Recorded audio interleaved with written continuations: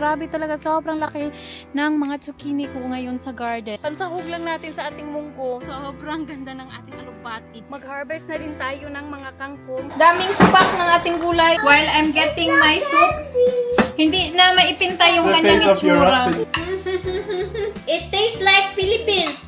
Hi guys! Welcome again sa another vlog sa aming simpleng buhay dito sa Germany. So ngayon, uumpisahan natin yung ating vlog sa pagha-harvest ng mga gulay sa garden. Haba na yung mga damo sa garden. Kailangan na talaga siya na lawn mower. Marami na din akong nakikita na mga gulay na pwede kong ma-harvest dito. So mag-harvest tayo ngayon. Meron tayong 3 zucchini dito na i-harvest dahil ang laki na nila. Kailangan natin itong i-harvest. So isa yan sa i-harvest natin. And isahog natin sa ating gulay. Kailangan na talaga nating harvest itong zucchini. Sobrang laki na nito. Yun guys. Sobrang laki. Meron pa tayong isa dito. Ayan. And meron ding isa dyan.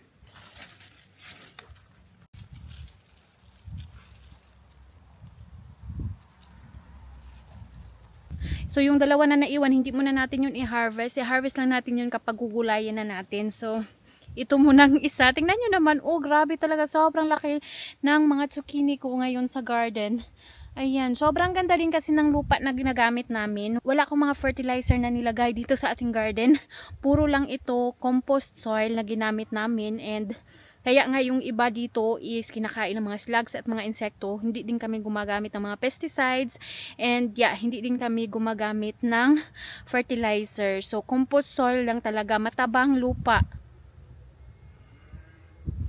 Meron din tayong iila na malalaki na mga pipino dito. First time kong mag-harvest nitong mga pipino. So manguha din tayo. Maganda ito gawing salad.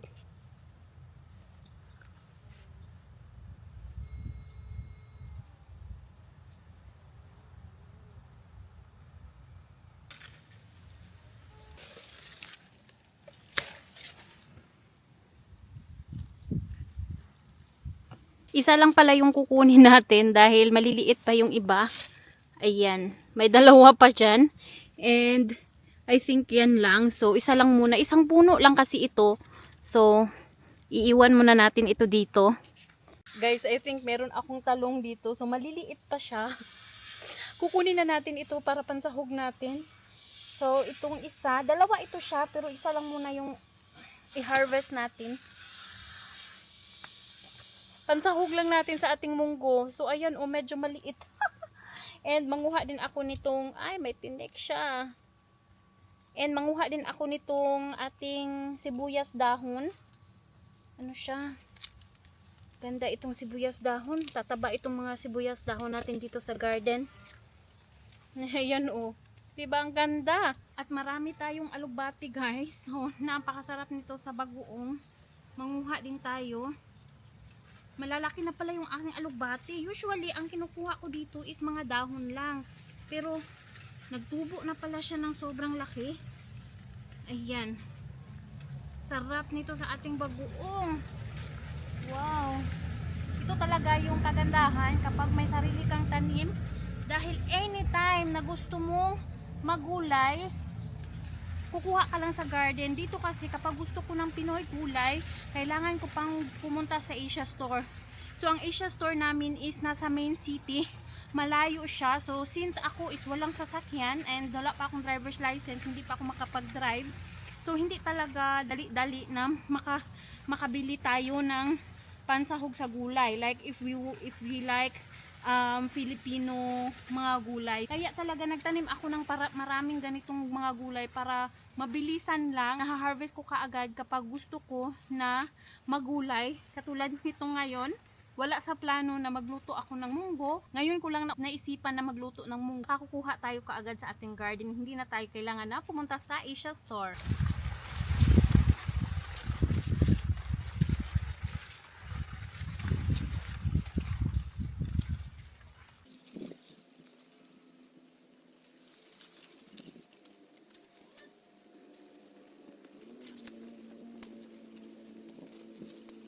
Yan talaga yung pinakamaganda kapag Merong ang tanim sa garden, kapag need mo na magmagulay is mag-harvest ka lang, and iba talaga yung tamis at sarap ng gulay na galing sa garden. At syempre, feeling ko yung nagpapasarap pa nito is dahil ikaw talaga yung nagtanim, ako talaga yung nagtanim. Kahit wala akong trabaho, stay at home mom, it's more than a work. Pero kahit hindi ako nakakapagbigay ng pera sa aking asawa, so meron naman akong mga gulay na nakakain namin. Kukuha na din tayo ng mga siling haba dito sa garden.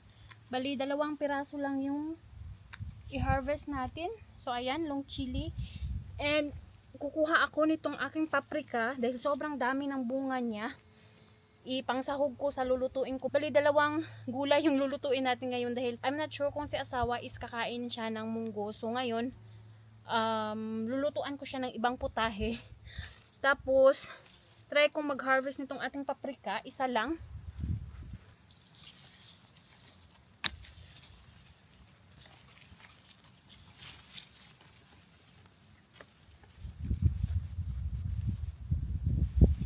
So, ayan guys, meron tayong paprika. Yung paprika ko ba is kinakain ng mga insekto. And meron tayong 2 long chili. Ito is para ito sa ating munggo. Plano ko din na manguha ng mga tanglad. Masarap din maglagay ng tanglad sa munggo. So guys, ito yung mga lemongrass natin. Sobrang ganda ng ating lemongrass. How I wish na palaging maaraw or palaging summer dito sa Germany katulad sa atin sa Pilipinas. Dito kasi is 3 months lang ang summer, kaya kailangan talaga na lubos-lubusin ang summer dito dahil soon kapag malamig na, hindi ko alam, hindi magsusurvive itong ating mga gulay. And hindi na tayo makapagtanim sa garden. Very lonely na itong ating garden, kaya ngayon talagang we make out of it na manguha ng napakadaming mga gulay at magulay na din. Kaya nga nagpe-preserve din tayo dahil sa winter wala tayong mga fresh na gulay. Ito yung paborito ko na bulaklak dito sa garden. Mag-harvest na din tayo ng mga kangkong. Sobrang haba na nitong aking mga kangkong and hindi ko pa na-harvest. So i-harvest ko lang siya. Dahil sa susunod na araw is magsisinigang ako. Masarap din kasi ito, adubuhin. So, yan yung uulamin natin sa susunod na araw, adubong kangkong. Naku, ang lalaki na pala nitong aking mga kangkong. Hindi ko to napanguhanan. So, napakasarap nito. Gawing sinigang din. Ang lalaki na pala nito.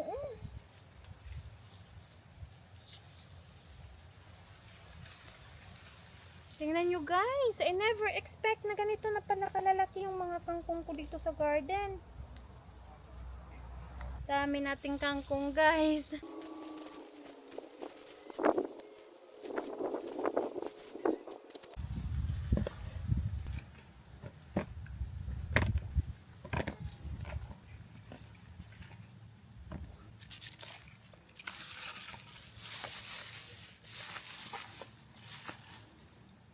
Tuwang-tuwa talaga ako sa na-harvest natin ngayon. Isang balde na gulay. Tsaka paulan. At tsaka hindi pa rin talaga maganda yung panahon dito sa amin. Hindi nag-ulan pero ayan. Ano na, makulimlim na and very cloudy. So baka mamaya uulan na naman. Pero ayan. Sobrang sagana ng ating garden ngayon. Pala guys, meron na tayong harvest na mga upo. Ayan meron ng maliit na upo. Hopefully tutubo yan, ang lalaki yan before autumn. So ayan hopefully madami din para may ma-preserve tayo. Sobrang dami kong naitanim na upo. And tingnan nyo yung ating apple dito sa garden. Ayan, 2 puno itong ating apple dito sa garden. Kaso yung isa is this year hindi namunga, last year namunga, but this time hindi siya namunga. Ito lang, ito namang isa, maliit lang itong mga apple dito sa garden. Ito namang isa is kahit maliit lang siya at siya lang yung namunga, sobrang dami naman ng bunga. So papasok na tayo sa loob.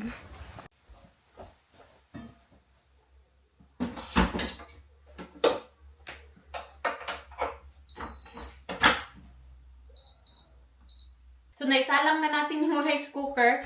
magsisimula na ako dito sa aking munggo. Sobrang bango talaga nitong tanglad. This year lang ako nakapagtanim nito, and kapag pupunta ka sa Asia store, hindi din sure na makakabili ka ng ganitong tanglad, lemongrass. Kaya matagal na akong hindi nakapagluto na walang gamit yung hindi gumagamit ng lemongrass. So, ngayon na meron akong tanim, kaya nagtanim talaga ako dahil sa mga Asia store lang nabibili na ganito, wala sa regular store dito sa Germany. Tapos, minsan wala silang ganito, walang stock. Of course, not every time na meron silang mga gulay from the Asia.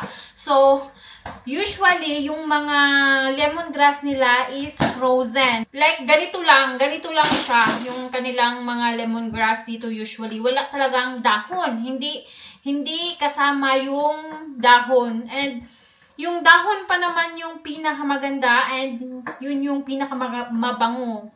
Kaya, mas maganda talaga dito na magtanim. So, ayan, every time na magluluto ako, lalakipan ko na ng ganito. And maybe, kapag dumami pati yung ating mga lemongrass is, i-freezer ko din.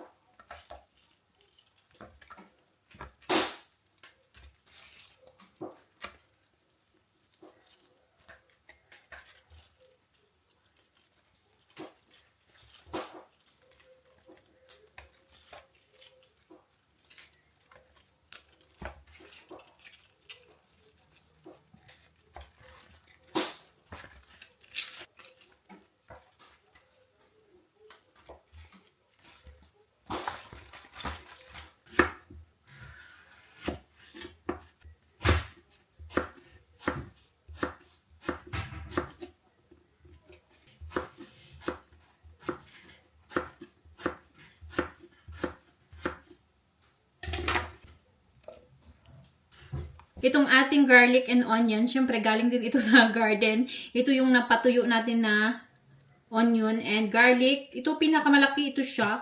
Kahapon ito kinuha niya sa kaya hindi na ako pumunta doon sa mga nilagyan ko ng or inistakan or kung saan ko in-store yung aking onion and garlic dahil kahapon nagkuha si asawa. Ito na lang yung gagamitin ko.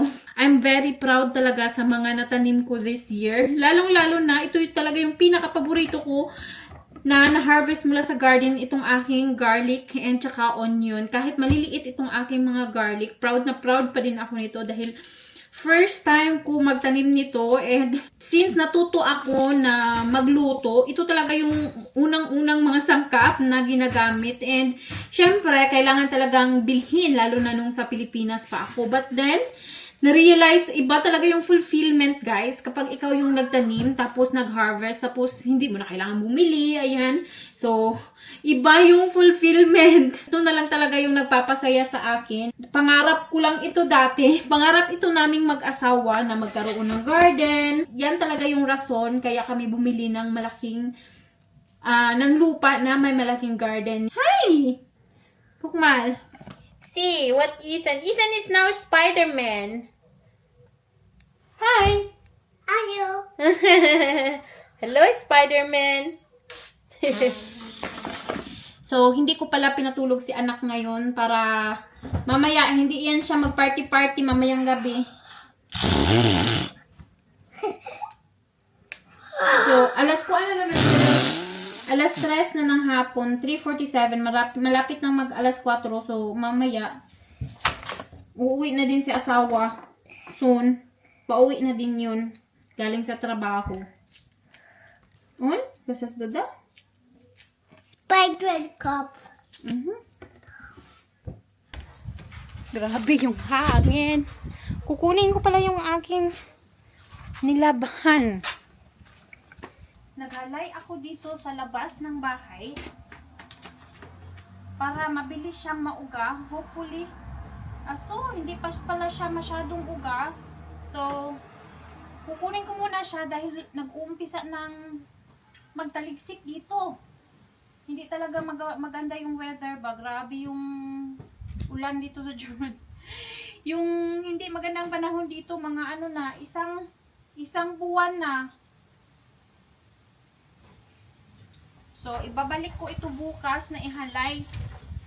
Kunin ko lang muna para hindi mabasa sa ulan.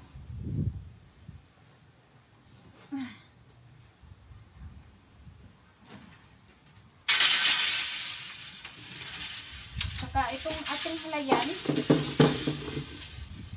Ay.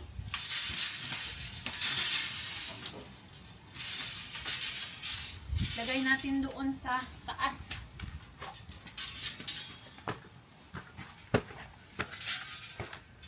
Guys, yung pansahog pala natin is meron akong karne. So, bali, dalawang slice ito ng, what do you call this? Minutin steaks. Steak slice na pork. Ating zucchini pala is, hinati ko lang. Hindi lahat yung nilagay ko. So, in our next gulay, yan, marami pa tayong zucchini. Malaki talaga siya. Napakalaki nung na-harvest ko ngayon. So, ibalutin lang natin ito ng cling wrap. Ganyan talaga guys ang problema kapag meron kang German or meron kang foreigner na husband, lalo na yung mga European. Hindi, I don't know, maybe hindi lahat, maybe yung ibang mga European na, maybe yung ibang mga Pilipina na kapag asawa ng foreigner is kumakain ng pagkain Pinoy yung kanilang mga asawa, pero my husband belong to the husband that don't eat Filipino food. So, yan yung isa sa pinoproblema ko palagi. So, syempre, araw-araw na kailangan magluto, araw-araw ko din yung pinoproblema kung ano yung iluluto ko sa kanya. Yung si Ethan kasi is mostly mga pagkaing Pinoy is kumakain naman siya. Mahilig yan siyang mag-rice si Ethan. He also, hindi siya masyadong manoodles. Yan din ang problema ko sa kanya dahil kapag nag-noodles kami like spaghetti, ayaw din niyang kumain. So, namumroblema din ako and nagre-request yan palagi ng fish. So, yung asawa ko naman, very mapili sa pagkain. Yan yung isa sa kailangan mong malaman if you will marry a German or a foreigner, what kind of kanang nationality. So, yan yung isa sa kailangan mong malaman and kailangan mong matutunan na magluto ng kanilang recipe or ng kanilang food. Dahil hindi mo talaga mapo-force sila na pakainin ng pagkain Pinoy. Yung asawa ko, nagsasabi yan siya na I'm too rich to eat the food that I don't like. If I don't like the food, I will make or buy another food. So ganyan yung mindset ng aking asawa.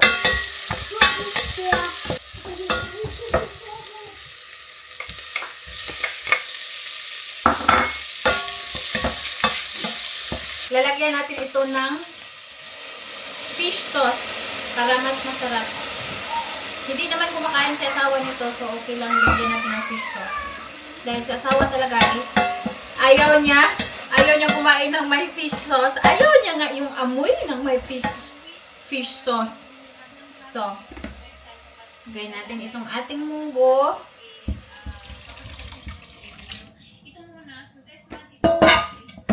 Naka-play pala dito yung aking video na in-upload ko ngayon. So, ay, ganda ng itsura. Para talagang munggo sa atin sa Pilipinas. So, ilagay na natin itong ating talong. Did you know, even if you're still far, Siri already know that you already come. Oh, Sophie, cousin! Sophie! Sophie, cousin. Look at the kitten. So, Oh, donker. ich muss noch... Look at Küsse. I will still need to make for you food, but I have delicious food. Das ist sehr schön. I have delicious food. Titi siya auch. Ja, Papa kommt sofort. Papa muss noch seine Schuhe wegräumen. Braten, Also mit Fragen. Minutensteak. Ich habe noch 3 Mal. Ja, aber was er gibt dazu? Like the last time that I put zucchini. Ja, aber was er sich dazu? Nothing. Nudeln. Then we need to make noodles. Bisschen klar. Hmm? ist Triebwaffenplan. Oh, yummy. Ah, was? Was? Traktor? Ah, Ethan darf in den Traktor? Ja. Wala tong tractor there. Warum ist das so ein Traktor? Weiß ich nicht. Samlo? Fischstapeln, okay. Ja. Fish und for sinigang. Weil ich habe so viel. Ja. I have a lot of water spinach. Guys, sobrang sarap! Sobrang sarap ng aking gulay. Mhm. Genau. Alles good. Kalimutan ko yung aking sili. Hala, ang sarap nito. Okay. The whole time? Ja. So, guys, ito na yung ating gulay. Can you come here?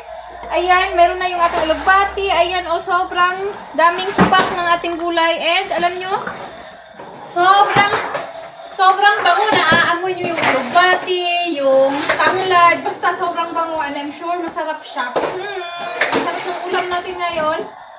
Guys, tingnan nyo yung aking asawa. While I'm getting my soup, hindi na maipinta yung The kanyang face of your itsura. husband is a little bit. Nish Candy, we will eat, anak. Soup?